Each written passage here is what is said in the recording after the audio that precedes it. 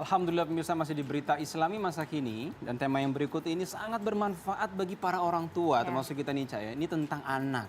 Ya, apa temanya? Betul, karena gini, memang bakat anak itu kan setiap anak mempunyai bakat yang berbeda-beda. Betul. Tapi ternyata salah satu cara untuk kita bisa mengetahui bakat anak itu melalui sidik jari. Wah, ini penting banget ya.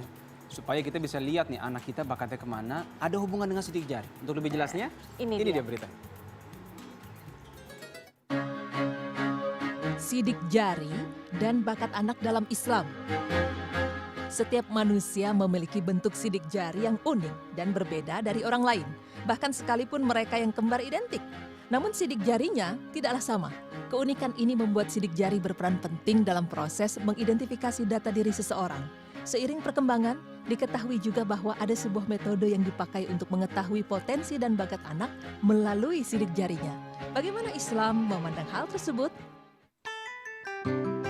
Pemirsa beriman, sebelumnya orang menghargai sidik jari sebagai lengkungan-lengkungan biasa tanpa makna khusus. Namun dalam Al-Quran, Allah merujuk kepada sidik jari yang sedikit pun tak menarik perhatian orang waktu itu dan mengarahkan perhatian kita pada arti penting sidik jari yang baru mampu dipahami di zaman sekarang. Pada abad ke-7 Masehi, Al-Quran telah menyebutkan bahwa sidik jari menjadi tanda pengenal manusia. Dalam Al-Quran disebutkan, mudah bagi Allah untuk menghidupkan manusia setelah kematiannya. Pernyataan tentang sidik jari manusia secara khusus ditekankan dalam sebuah firman Allah Ta'ala yang artinya, apakah manusia mengira bahwa kami tidak akan mengumpulkan kembali tulang belulangnya? Ya, bahkan kami mampu menyusun kembali ujung jari-jarinya dengan sempurna. Quran Surah Al-Qiyamah ayat 3 hingga 4.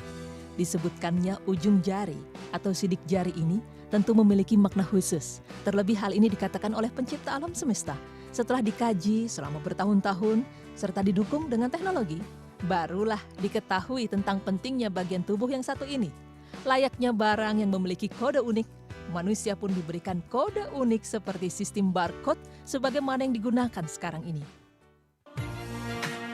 Seiring berkembangnya zaman, selain tes psikologi, kini dikenal pula metode lain untuk mengetes potensi anak. Adalah sebuah metode pengukuran dengan pemindaian sidik jari anak untuk mengetahui gaya bekerja otak yang paling dominan dalam kaitannya dengan potensi bakat, motivasi, karakter, dan gaya belajar anak. Proses analisis sidik jari ini dianggap dapat memberikan arahan bagi orang tua dalam menentukan pola pengasuhan yang tepat, serta mendeteksi sampai sejauh mana daya tahan seorang anak terhadap stres.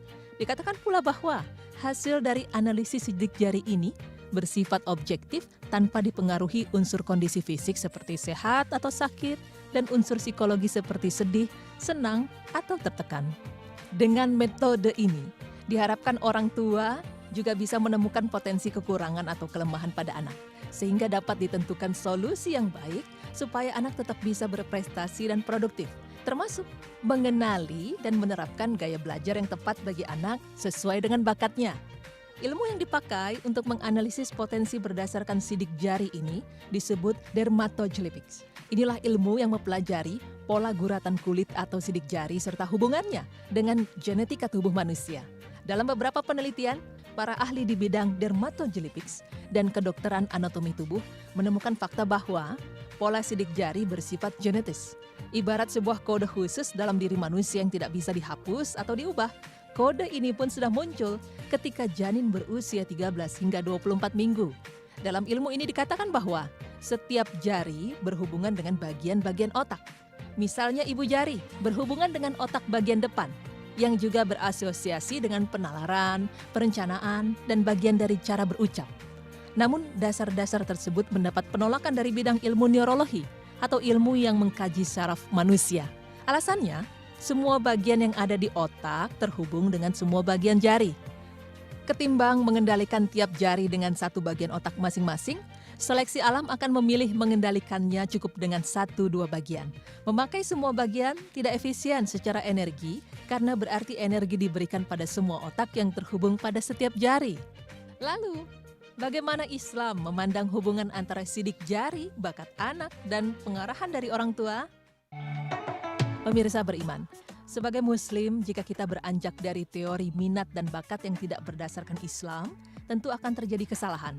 Allah Ta'ala berfirman, Tetaplah atas fitrah Allah yang telah menciptakan manusia menurut fitrah tersebut itu, tidak ada perubahan pada firman Allah. Itulah agama yang lurus. Quran Surah Rum ayat 30. Fitrah anak harus terjaga dari ketergelinciran dan penyimpangan. Dan Islam memandang keluarga bertanggung jawab atas fitrah anak. Segala penyimpangan yang menimpa fitrah tersebut menurut pandangan Islam berpangkal dari kedua orang tua atau pendidik yang mewakilinya. Pendapat itu didasarkan pada pandangan bahwa anak dilahirkan dalam keadaan suci, lahir batin, dan sehat fitrahnya. Lebih jauh, setiap anak harus berminat untuk mempelajari hal-hal yang wajib diketahui hukumnya. Sebagai seorang muslim, sang anak wajib tahu kewajiban-kewajibannya sebagai seorang muslim, berminat untuk selalu mendapatkan nilai amal tertinggi sebagai seorang muslim. Pemirsa beriman, demikian pemaparan kami. Semoga bisa memberikan manfaat terutama dalam mendidik anak-anak kita. Dan semoga anak-anak kita tumbuh besar menjadi anak-anak soleh dan soleha. Amin. Ya Rabbal Alamin.